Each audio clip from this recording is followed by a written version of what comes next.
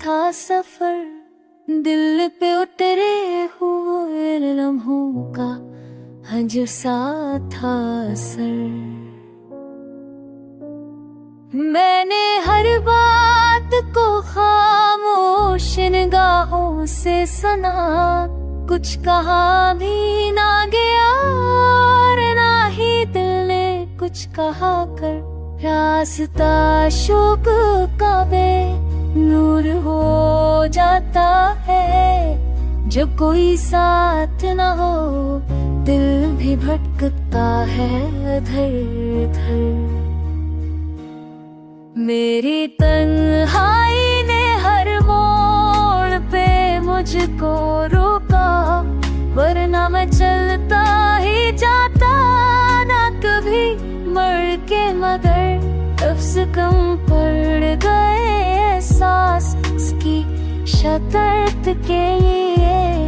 दिल ने चाहा था कि कुछ दर्द को ढाला जाए इश्क।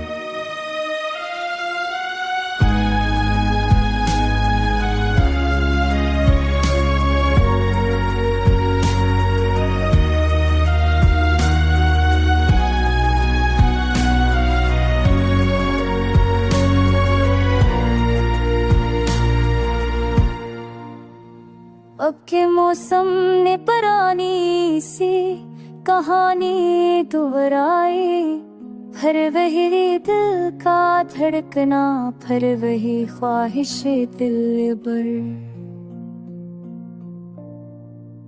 कोई आवाज मुसलसल मुझे अंदर से पुकारे, कोई चेहरा है जो रहता है निगाहों में उतर।